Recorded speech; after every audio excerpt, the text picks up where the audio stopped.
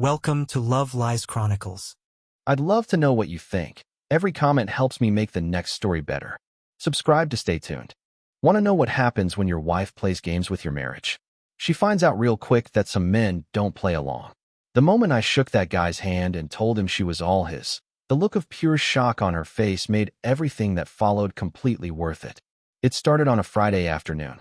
I came home early from work and heard Amy on the phone in our bedroom. The door was cracked open, and her voice carried into the hallway. "He never gets jealous," she was saying. Like, never. Sometimes I wonder if he even cares. I stopped in the doorway. I know, Amy continued. You really think it would work? Just make him a little jealous so he remembers what he has. My stomach dropped. I recognized Melissa's voice on speaker, loud and encouraging. Girl, yes. Men need that reminder. Trust me, one night of you getting attention from someone else, and he'll be all over you. Amy laughed nervously. I don't know if I could pull it off. You totally could. We'll help you. Tomorrow night, departure lounge. Wear that new dress. We'll set everything up. I backed away from the door quietly and went to the kitchen. When Amy came out 10 minutes later, she looked startled to see me. Oh, I didn't hear you come in. Just got here, I said. How was your day? Good. Actually, the girls want to go out tomorrow night. Departure lounge. You want to come? I looked at her carefully. She seemed nervous. Sure, I said. Sounds fun. She smiled, but it didn't quite reach her eyes. That night, I lay in bed thinking about what I'd heard. My wife was planning to make me jealous. Her friends were going to help her set me up, and she thought this was a good idea. The next evening, Amy spent 2 hours getting ready. She put on a dress I'd never seen before, black and fitted. More makeup than usual. She checked her phone constantly, and I caught glimpses of the group chat. Jenna had sent 3 fire emojis. Whitney wrote, "You got this, girl. You look beautiful," I told her. Thanks, she said, distracted. Are you ready? We drove to departure lounge in near silence. Amy's leg bounced the whole way. When we arrived at the rooftop bar, her friends were already there, clustered near the railing with drinks in hand. Melissa waved us over with too much enthusiasm. There you are. We already got a table. The 3 of them, Melissa, Jenna, and Whitney, looked at Amy with expectant faces. They barely acknowledged me beyond quick hellos. I'm going to grab drinks, I said. Amy, your usual? Actually, I'll come with you, Melissa said quickly. I need a refill. At the bar, I ordered 2 drinks and watched in the mirror behind the bottles. The 3 friends had formed a tight circle around Amy, talking rapidly. Amy kept glancing toward the bar where a guy stood alone, scrolling through his phone. When I returned with the drinks, the friends scattered to a nearby table. Amy took her glass without really looking at me. I'm going to get something different, she said. Be right back. She walked to the bar, positioning herself right next to the guy with the phone. I sat down and watched. Amy bumped into him, clearly on purpose. Her laugh carried across the space. Too loud. Too animated. The guy looked up from his phone, surprised but interested. He said something, and Amy touched his arm. Glenn Foster appeared beside me. Hey man, didn't know you'd be here. Last minute thing, I said, not taking my eyes off my wife. Glenn followed my gaze. Is Amy? Yeah. We sat in silence for a moment. The guy at the bar, I'd later learn his name was Trevor, was fully engaged now. Amy had her hand on his forearm, leaning in when he spoke. She hadn't looked back at our table once. That's weird, Glenn said carefully. You know what's weirder? Her friends are watching me, not her. Glenn glanced at the nearby table. Melissa, Jenna, and Whitney were all facing our direction, phones in hand, but eyes on me. Oh man, Glenn said. Is this one of those jealousy test things? Looks like it. 20 minutes passed. Amy gave Trevor a napkin with something written on it. Her number, probably. She touched his shoulder, his arm, his hand on the bar. Classic flirting. And she was good at it. 30 minutes. Trevor was fully invested now, leaning close, smiling. At one point, his hand rested on the small of her back. 45 minutes. The friends' texts were getting frantic. I could see Whitney typing rapidly, glancing between her phone and me. Melissa looked confused. This wasn't going according to plan. At the 50-minute mark, it clicked. The new dress. The nervousness. The friend huddle. The convenient target at the bar. My wife had planned this. She wanted to make me jealous. She wanted me to react. I finished my whiskey slowly. Glenn watched me, uncertain. What are you going to do? He asked. Something I should have done 45 minutes ago. I stood up and walked calmly to the bar. Amy saw me coming in the mirror. Her smile got bigger. This was it. This was the moment she'd been waiting for. The moment I'd interrupt, get jealous, fight for her. I stopped beside them. "Oh, hey, babe." Amy turned with exaggerated surprise. "This is Trevor. We've been having the most interesting conversation about." I extended my hand to Trevor. He shook it, confused. "Trevor, nice to meet you," I said calmly. "I'm Brandon, the husband." Amy's smile faltered just slightly. "Look, I can see what's happening here, and honestly, I'm not interested in playing whatever game this is." "Game?" Amy said. "What are you?" I kept my eyes on Trevor. "She's all yours, brother. Good luck with this one." Amy's face went white. I turned to her. "When you're done here, your friends can give you a ride home. I'm heading out." "Wait, what?" Amy grabbed my arm. "Brandon, I was just making me jealous?" "Yeah, I figured that out about 45 minutes ago." Trevor backed up a step, hands raised. "Man, I didn't know she was." "Not your fault," I said. "She's good at this."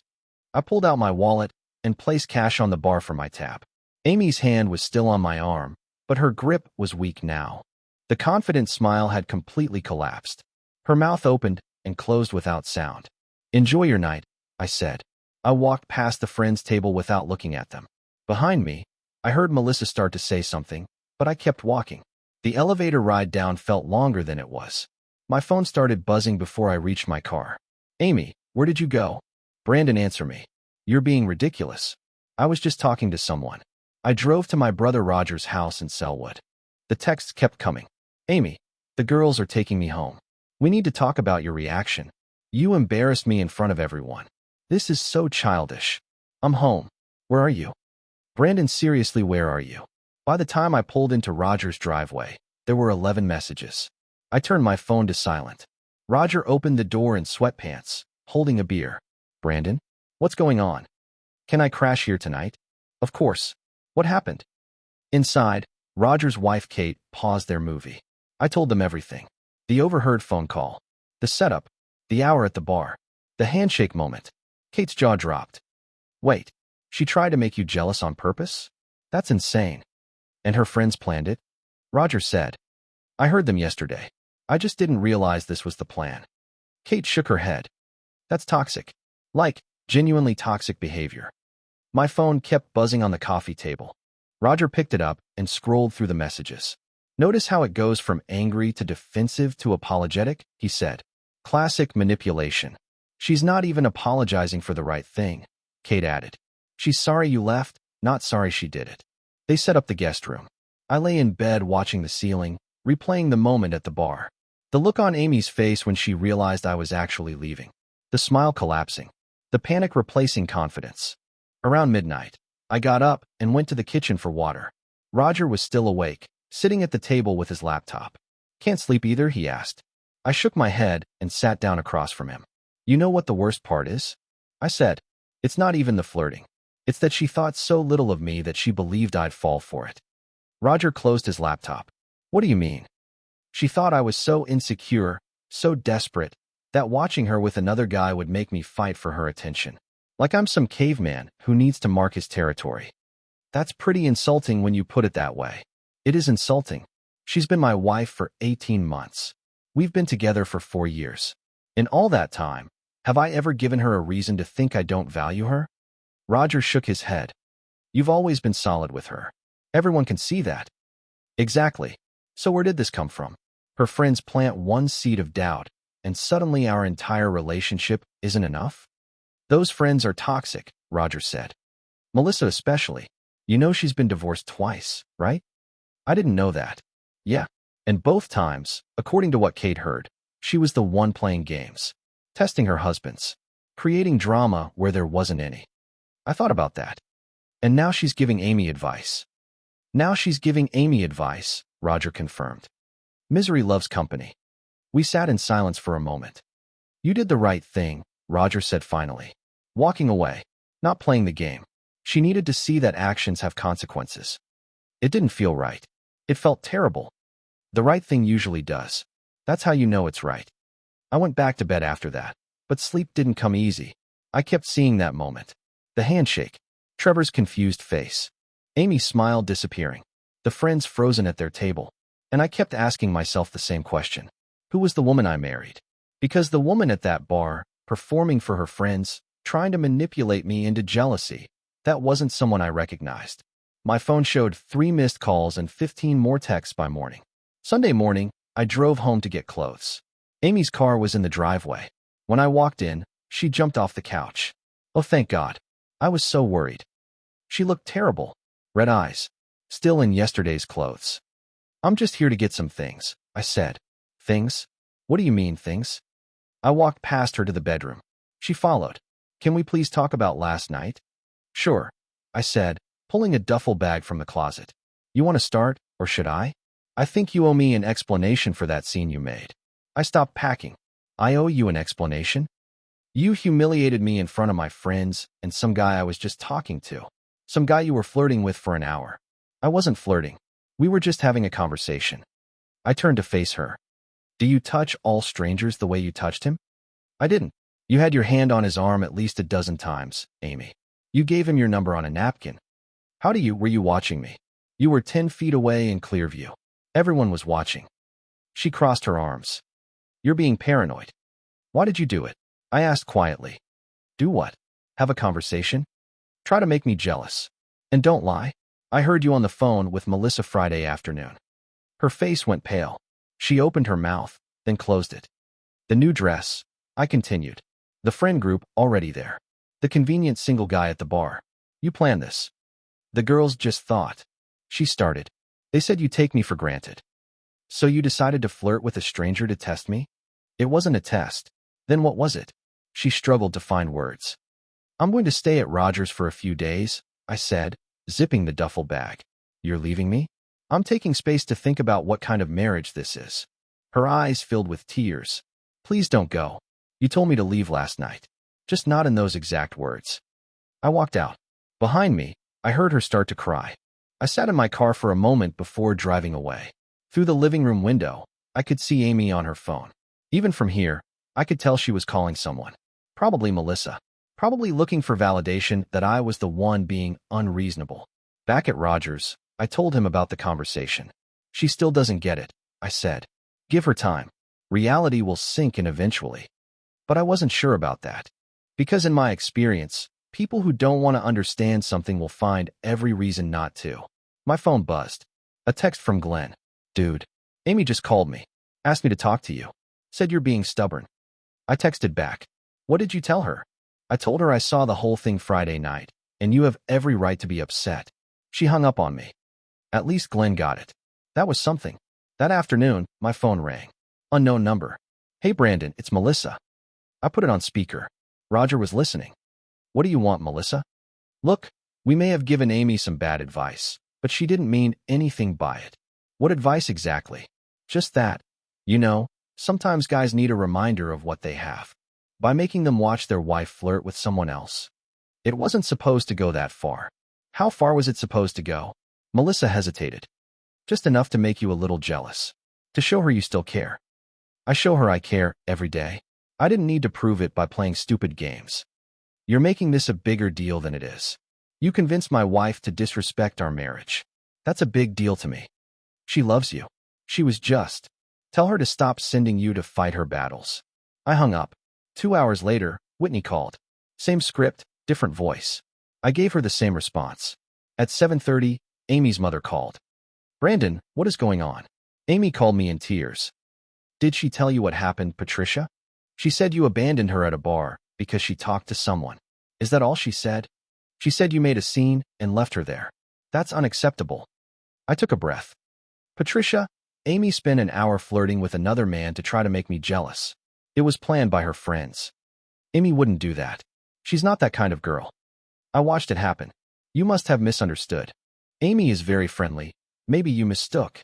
She admitted her friends told her to do it. Patricia's voice got sharp. Well, if her friends suggested it, she was probably just trying to keep your relationship exciting.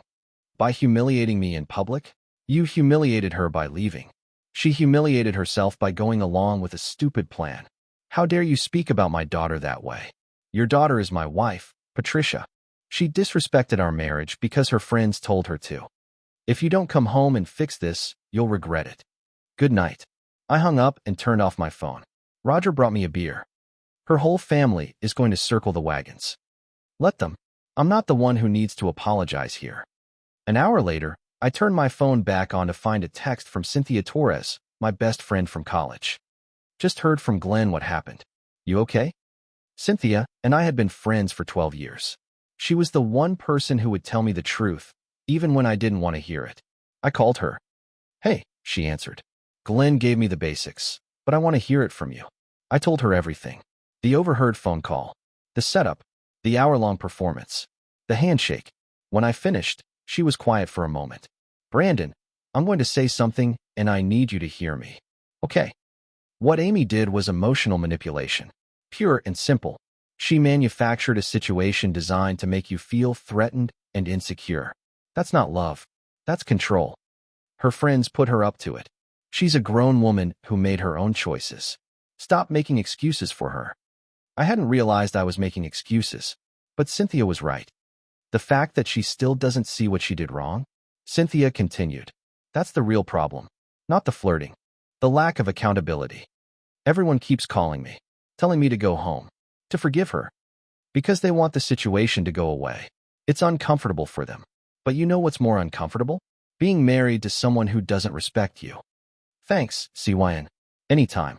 And Brandon? That handshake move? Stone cold. I'm proud of you. After we hung up, I felt better. Validated. Like I wasn't crazy for being upset. Roger brought me a beer. Her whole family is going to circle the wagons. Let them. I'm not the one who needs to apologize here. Monday evening, I went back to the apartment for more clothes. Amy had clearly prepared. Makeup done. Hair styled. The apartment was spotless. Soft music played from the speaker. She'd cooked dinner. I'm so glad you're here. I made your favorite. I'm not staying for dinner. Her face fell. Please? I want to talk. Fine. Talk. We sat at the dining table. The food between us went untouched. I've been doing a lot of thinking the past 2 days, Amy said. I waited. And I realized that what happened Friday night was not good. Not good. I should have been more considerate of your feelings. More considerate of my feelings about you flirting with someone else. I keep telling you I wasn't flirting. There it is, I said. What? You're apologizing for something vague while still denying what you actually did. She stood up and started pacing. Fine. Maybe I was flirting a little, but it was harmless. Harmless to who? To anyone. It didn't mean anything. It meant something to me. Only because you're insecure. I leaned back. I'm insecure.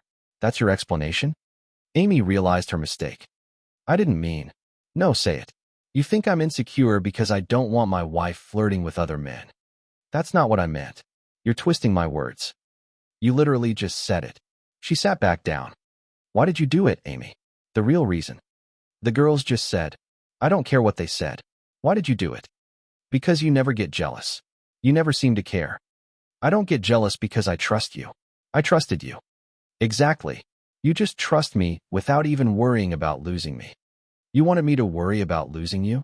I wanted you to show that you'd fight for me. By watching you flirt with someone else for an hour? It wasn't supposed to be an hour. You were supposed to step in after a few minutes. I stood up. So this was a test. No. You tested me to see if I'd react the way you wanted. And when I didn't react on your timeline, you just kept going. I just wanted to feel wanted, she whispered. You are wanted, Amy. I choose you every day. I come home to you. I plan my life around you. But apparently that's not enough. You need drama and games and tests. That's not fair. What's not fair is setting me up to fail a test I didn't know I was taking. She started crying. I said, I'm sorry. You're sorry you got caught. You're sorry I didn't react the way you wanted. You're not sorry for what you actually did. What do you want from me?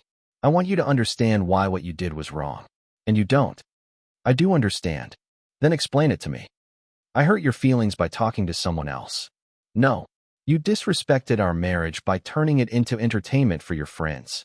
You valued their approval over my dignity. She went quiet. I'm staying at Roger's for the rest of the week, I said. You should use that time to figure out if you're actually sorry, or just sorry you got caught.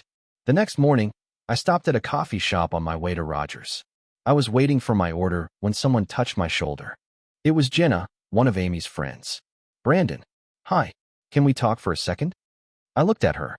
She seemed nervous, guilty even. I only have a minute, I said. We moved to a corner away from the counter. Look, I know you probably hate all of us right now, Jenna started. And I get it. But I wanted you to know that I told Amy this was a bad idea. Did you?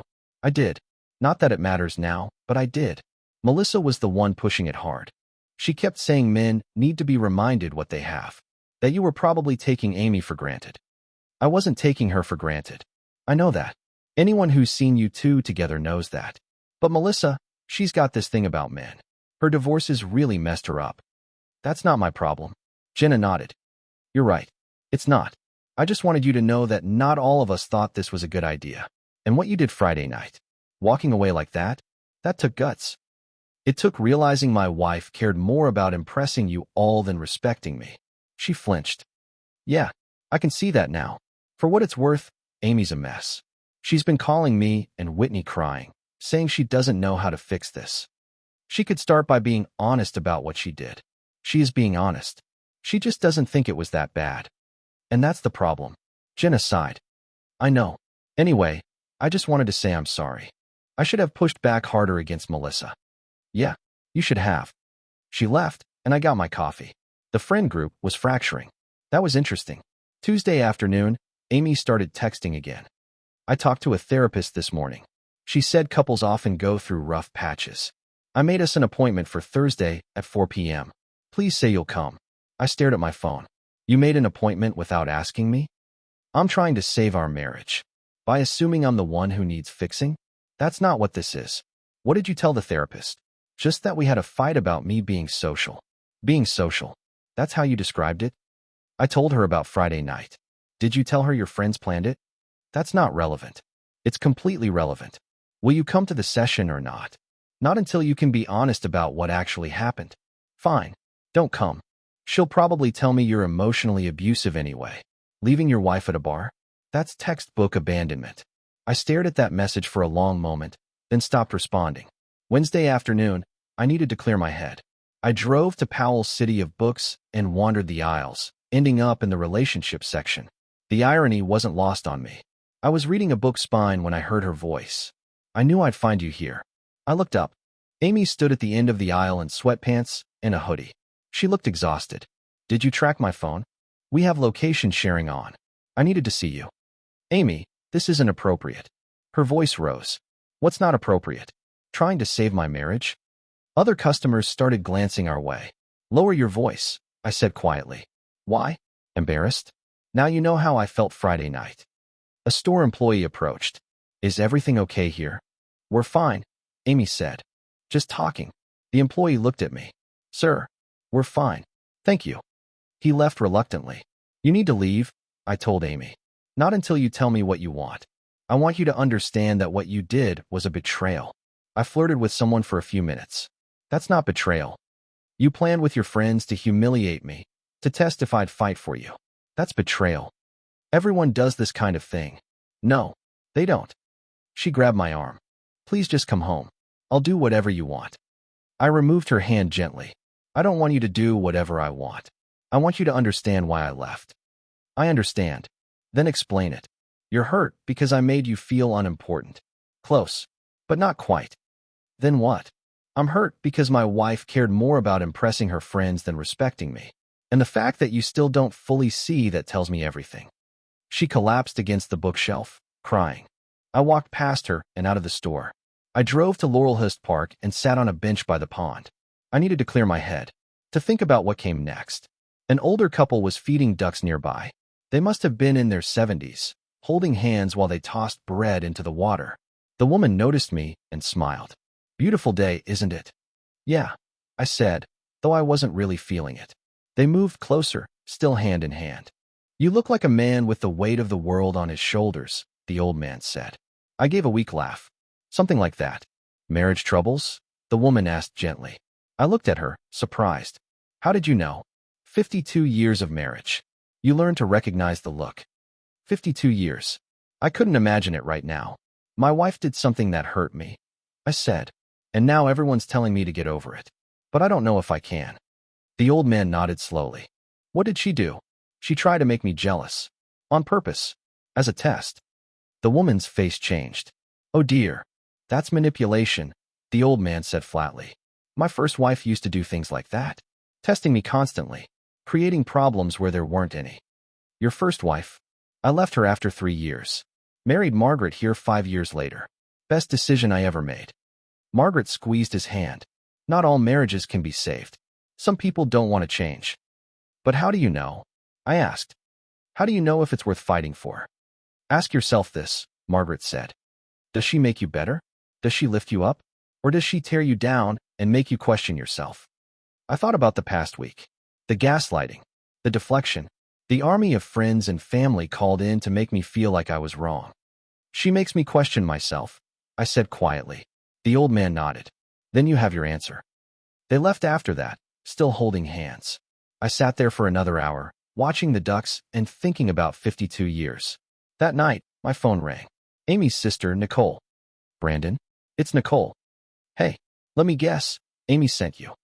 Actually, no. She doesn't know I'm calling. I sat up. Okay. I need to tell you something. I was there Friday night. At Departure Lounge. Yeah. I was meeting friends at the other end of the bar. I saw everything. And I heard Melissa coaching Amy the whole week before. I heard them planning it. I told Amy it was a stupid idea. She did it anyway. She did. And Brandon, I watched her that whole hour. She kept looking back at you, waiting for you to react. I know. When you left, she completely panicked. Trevor took off immediately when he realized what was happening. Good for him. Brandon, I love my sister, but what she did was messed up. And the fact that she's still not fully owning it is even worse. Thank you for saying that. My mom is going to try to convince you this is all your fault. Don't listen to her. I won't. What are you going to do? I honestly don't know yet.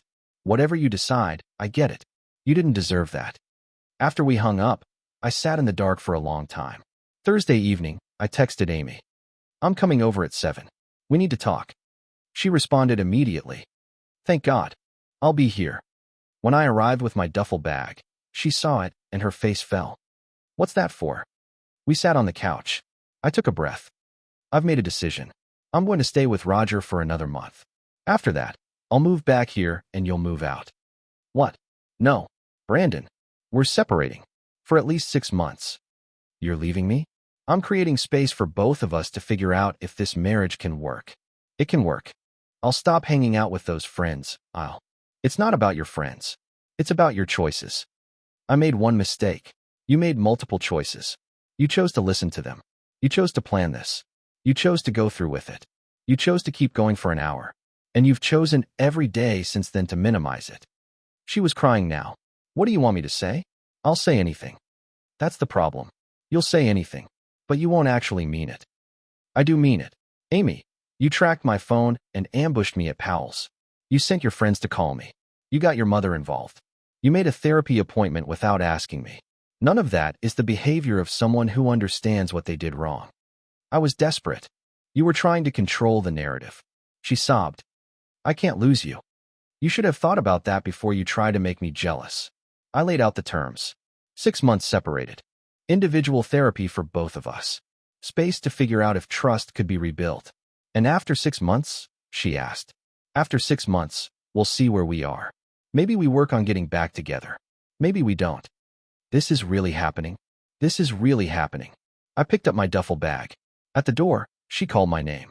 Brandon. Yeah. I really am sorry. I know you don't believe me, but I am. I hope that's true. For both our sakes. I walked out and didn't look back. A week later, I was unpacking boxes in Roger's guest room when my phone rang. Unknown number. Hello? Hey man, it's Trevor. I got your number from Glenn. I just wanted to apologize. I sat down on the bed. You didn't do anything wrong. I should have realized faster. She was wearing a wedding ring. She was counting on you not noticing until it was too late. For what it's worth, when you walked up and handed her to me, that was the coldest thing I've ever seen. And she deserved it. Yeah, she did. You doing okay? Getting there. After we hung up, I looked at my wedding ring. I'd been wearing it this whole time, out of habit more than anything. I took it off and put it in the drawer. I pulled out my phone and scrolled through photos. There were dozens from our wedding. Amy looked beautiful in her dress, radiant. I looked happy. We both looked happy. I found a photo from 2 months ago. We were hiking at Silver Falls. Amy was laughing at something I'd said. Her hand was in mine. We looked like people in love. What happened between then and now? Or maybe the better question was, what had been happening all along that I didn't see? I thought about the friends she kept. Melissa, bitter and divorced. Whitney, engaged but constantly fighting with her fiancé. Jenna, cycling through relationships like they were seasonal wardrobes. None of them had what we had. Had. Past tense.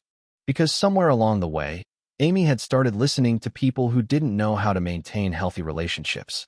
And instead of seeing that, instead of recognizing that her friends were projecting their issues onto our marriage, she'd absorbed their poison.